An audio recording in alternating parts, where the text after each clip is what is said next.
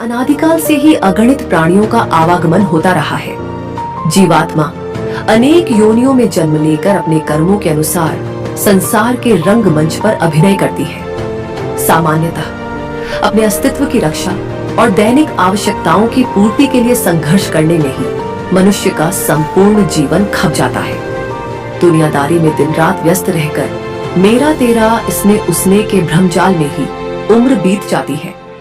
लेकिन इस सामान्य जनजीवन से परे संसार में कुछ ऐसे महापुरुष भी होते हैं जो बड़े जतन से अपने मानस को संतुलित कर अपनी अंतर्स्थित सुरभि को पहचान लेते हैं तथा उसकी सुवास से स्वयं तो सुवासित होते ही हैं, साथ ही साथ अपने आसपास के परिवेश को भी अपनी सुगंध से भर देते हैं। ऐसे ही गुणों से युक्त है हमारे महामना दद्दू जी। दद्दू के बाल्यकाल के विषय में जो कुछ भी मैंने अपने घर में बड़ी बूढ़ी, विशेषकर बड़की अम्मा यानी दद्दू की माँ और नानी दद्दू की भौजी से सुना है, उससे मालूम हुआ कि उनकी शिक्षा दीक्षा नितांत सामान्य परिस्थितियों में हुई। उनके सम्मुख कोई विशेष अनुकूलताएं और मार्गदर्शन नहीं था। दद्दू स्वयं कहा करते थे कि जैसे वर्षा ऋतु में घास फूस स्वतः उगती और स्वेच्छा से विकसित होती है, उसी प्रकार मेरा बचपन भी रहा है। लेकिन सौभाग्य से पग पग पर उन्हें प्रेरक व्यक्तियों का मार्गदर्शन मिला। प्रारंभ से ही शिक्षण में रुचि होने के कारण बिना किसी विशेष साधन के उन्होंने छोटी सादड़ी मेवाड़ की यात्राएं की। वहां से पंचकुला और नीमच आदि के विद्यालयों में विभिन्न प्रकार के अनुभव और अनुभूतियों को आत्मसात कर अंत में उन्होंने बाल निकेतन जोधपुर में अपना स्थायित्व प्राप्त किया। दद्दू ने बाल निकेतन को जिस परिश्रम और कर्तव्य निष्ठा से सफलता के सर्वोच्च शिखर पर पहुंचाया, उससे बहुत से लोग परिचित हैं। लेकिन दद्दू के जीवन के दूसरे पहलुओं से अवश्य ही लोग अनभिज्ञ रहे हैं। दद्दू के मिलने वाले प्रायः सभी जानते हैं कि वे वर्ष के 2 महीने नवंबर और जून हमेशा ही उत्तर प्रदेश के रायबरेली जिले में स्थित अपने गांव झामपुर में बिताते थे। गांव के प्रति दद्दू का अत्यधिक लगाव रहा है। निकेतन के लिए प्रतिक्षण पूर्ण समर्पित भाव से कार्यरत रहने पर भी गांव के प्रति उनके प्रेम में अल्प मात्र भी कमी नहीं आई। और यही कारण है कि अनेक अवरोधों के बावजूद दीपावली और गर्मी की छुट्टियों में उन्होंने गांव की यात्रा कभी स्थगित नहीं की।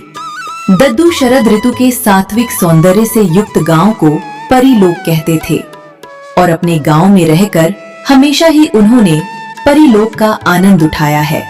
उन दिनों को वे जादू भरे दिन कहते थे। ब्रह्म मुहूर्त एवं गोधूली वेला में आम के बागों का भ्रमण, वहीं ध्यान साधना, आसन और प्राणायाम।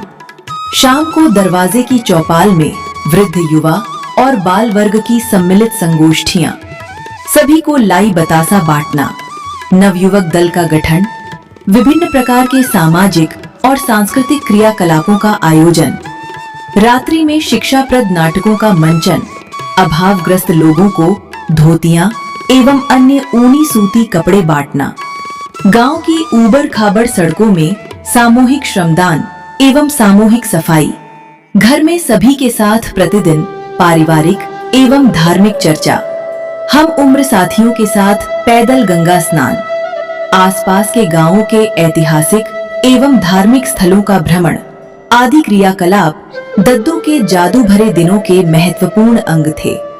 दद्दू को कभी पैसे का मोह नहीं रहा।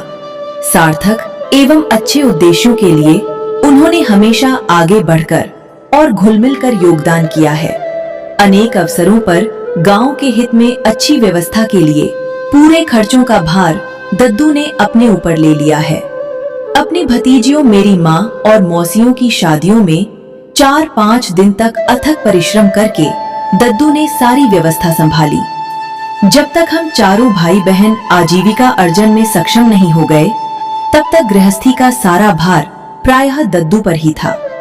मैं बचपन से ही दद्दू को पत्र लिखती रही हूँ तथा वे अपने पत्रों में घर में उत्तम से उत्तम व्यवस्था बनाए रखने की प्रेरणा देते थे।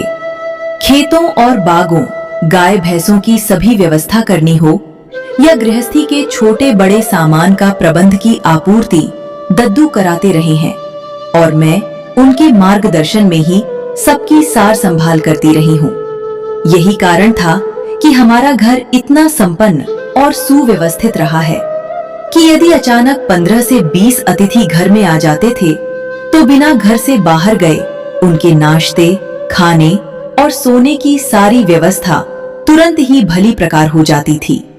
अपने घर के प्रति इतना लगाव होने पर भी निकेतन के लिए दद्दू के कर्तव्य बोध में कभी भी कमी नहीं आई।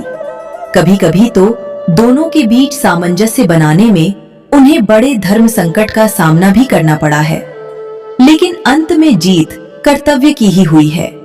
इस बात से जुड़ी 2 घटनाएं मुझे याद आ रही हैं। सन 1972 से 73 की बात है। उस समय मैं 8वीं क्लास में पढ़ती थी। दद्दू हमेशा की तरह दीपावली पर घर आए। बड़ी अम्मा दद्दू की माँ की तबीयत ठीक नहीं रहती थी। इस बार वे दद्दू के घर आने पर बहुत खुश हुई।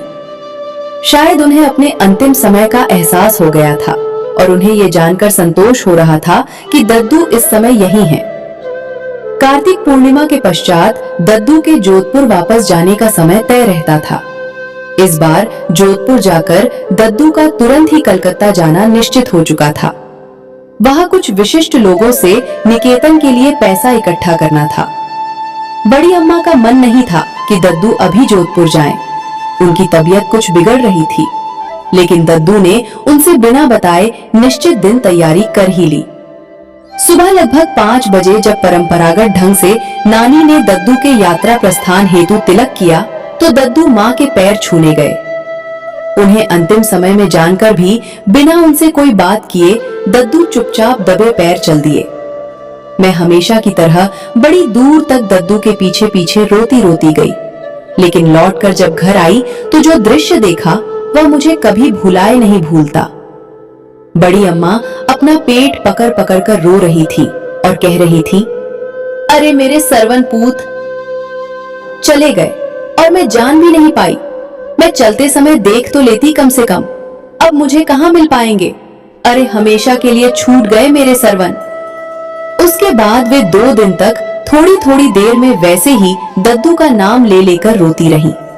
उनकी तबीयत बिगड़ती ही गई और 2 दिन बाद ही उनकी कलपती आत्मा शरीर के बंधन से मुक्त हो गई। तब फोन की सुविधा तो थी नहीं, तुरंत टेलीग्राम किया गया। जिस समय शाम को टेलीग्राम जोधपुर पहुंचा, दद्दू कलकत्ता के लिए तैयार हो रहे थे। रात में उनकी मनःस्थिति जैसी भी रही हो, सुबह कर्तव्य ने भावनाओं पर विजय पाई और वे जोधपुर में बिना किसी को कुछ बताए कलकत्ता चले गए। दद्दू जी का जीवन हमें यह सिखाता है कि महानता बड़े पद या साधनों से नहीं, बल्कि सरलता, सेवा और कर्तव्य निष्ठा से प्राप्त होती है। उन्होंने अपना जीवन समाज, शिक्षा और मानवता की सेवा के लिए समर्पित कर दिया। गांव के प्रति उनका प्रेम और लोगों के प्रति उनका स्नेह हम सब के लिए प्रेरणा है। उनका जीवन हमें यह संदेश देता है कि सच्ची लगन और सेवा भाव से साधारण जीवन भी असाधारण बन सकता है। ऐसे महान व्यक्तित्व हमेशा आने वाली पीढ़ियों को प्रेरित करते रहेंगे।